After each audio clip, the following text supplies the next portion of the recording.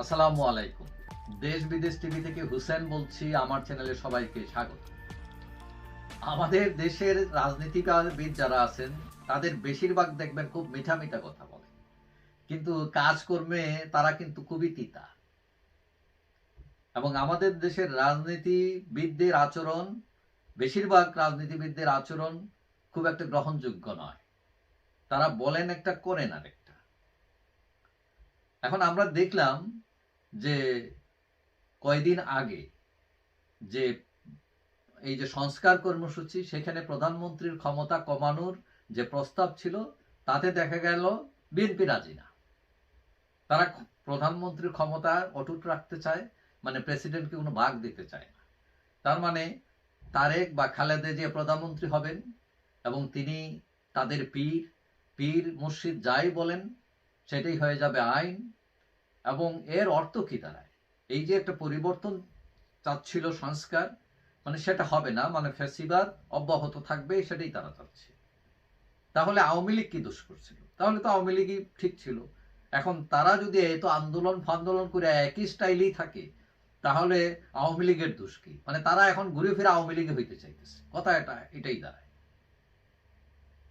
এখন বিএনপি 90 সালে কিন্তু গাদ্দারি করছিল তারা, এবং 2025-এ এসে একই পথ অনুসরণ করছে তারা। 1996-তে কেয়ারটেকার গভর্নমেন্ট বাতিল করেছিল তারা নিজেকে ক্ষমতায় রাখার জন্য, কিন্তু পরে পারে নাই, মধ্যখান দিয়ে আওয়ামী লীগ ক্ষমতায় চলে যায়। এবং 2006-এ বিচারকের বয়স বাড়াইয়া বাটপারি করার চেষ্টা করছিল তারা, কিন্তু সেখানেও পারে নাই। উল্টা 1-11 তৈরি করে নিজেরও ডুবছিল, দেশকেও ডুবাইছিল।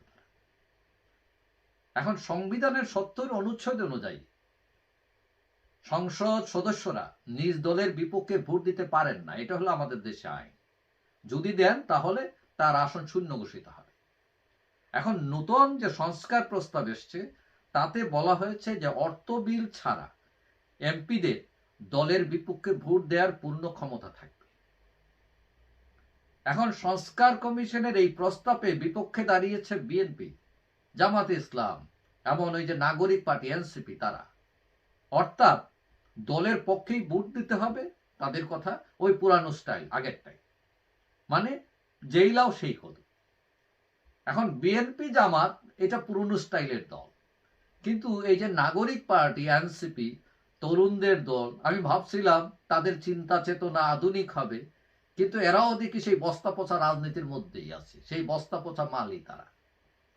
এখন পৃথিবীতে স্বচ্ছতা ও জবাবদিহিতার রাজনীতি যেসব দেশে এখনো বহাল আছে, বিশেষ করে পাশ্চাত্যে, প্রায় প্রত্যেকটি দেশেই এমপিরা দলের সিদ্ধান্তের বিরুদ্ধে ভোট দিতে পারেন তারা। এবং অনেক সময় দল এমন সিদ্ধান্ত নেয় যেগুলো বিতর্কিত অথবা জনকল্যাণমূলক নয়, এবং দলের বিদ্রোহীরা ভোট দিয়ে জনস্বার্থকে টিকিয়ে রাখেন। এবং এটাই এসব দেশের গণতন্ত্রের সৌন্দর্য। এখন এই সৌন্দর্যের পথে না হেঁটে আমরা কুৎসিত পথে হাঁটছি, এবং সেটা বিএনপি জামাত নয়, শুধু এই যে তরুণ যারা, তারাও হাঁটা শুরু করছে। মানে আমি খুবই হতাশ হলাম তাদের এই আচরণে। এবং এই যে সংস্কার সংস্কার সবাই ধ্বনি তুলতেছে, কিসের সংস্কার? চিন্তার পরিবর্তন না করে, যুক্তির রাজনীতি প্রতিষ্ঠিত না করে কোনো সংস্কার হবে না। এগুলো হলো ফটকাবাজি, এগুলো হচ্ছে শুভঙ্করের ফাঁকি। এখন আওয়ামী লীগকে হাজার হাজার বদনাম দিচ্ছেন আপনারা। ঠিক আছে, আওয়ামী লীগ খারাপ, কিন্তু আওয়ামী লীগকে খারাপ করে বদনাম দিয়ে এখন আপনারা নিজেরাই আওয়ামী লীগ হওয়ার সাজার চেষ্টা করতেছেন, এটা তো বুঝলাম না। অর্থাৎ এই যে সংস্কার প্রস্তাব, এই যে কথাগুলো বলা হলো, যে মানুষের যে কথা বলা, চিন্তার স্বাধীনতা, তার ভোটের স্বাধীনতা, আপনি খর্ব করে দিতেছেন খোদ এই আপনার এই সংসদের ভিতরে। একজন প্রতিনিধি, সে জনগণের ভোট নিয়ে আসলো, সে যদি স্বাধীনভাবে ভোট দিতে না পারে, তার এলাকার জনগণের ইচ্ছাকে প্রতিফলিত না করতে পারে, আপনার দলীয় সিদ্ধান্তের মতো তাকে আটকে ফেললেন আপনি, এইটা আপনার কেমন গণতন্ত্র? এবং এই পুরান বাস্তা পচা গণতন্ত্রের সাপোর্টার হচ্ছেন এখন কারা? এনসিপি, বিএনপি, জামাত কোন স্বার্থে, কার স্বার্থে? অর্থাৎ তারাও কিন্তু আওয়ামী লীগকে স্বৈরাচার বলতেছে, এখন তারা নিজেরাও স্বৈরাচার সাজার চেষ্টা করতেছে।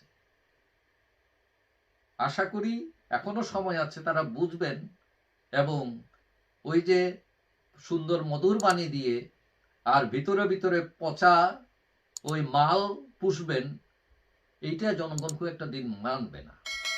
মানে এই পথে গেলে আপনাদের অধঃপতনের বেশি দিন বাকি নেই। আশা করি যৌক্তিক রাজনীতি ফিরে আসবেন। পৃথিবীর যেসব দেশে স্বচ্ছতা এবং জবাবদিহিতার রাজনীতি আছে, হ্যাঁ, তারা কোন স্টাইলে চলে ওইটা দেখে শেখার আছে। ওইটা ফলো করলে এটা কোনো পাপ নাই, ভালো একটা জিনিস ফলো করা যায়। আশা করি আমাদের রাজনীতিবিদদের পুরনো চিন্তা চেতনা থেকে বেরিয়ে আসবেন এবং যারা তরুণ আছেন তারা হতাশ করবেন না। যাই হোক, সবাই ভালো থাকবেন। আশা করি দেখা হবে অন্য কোনো ভিডিওতে ইনশাআল্লাহ। আল্লাহ হাফেজ।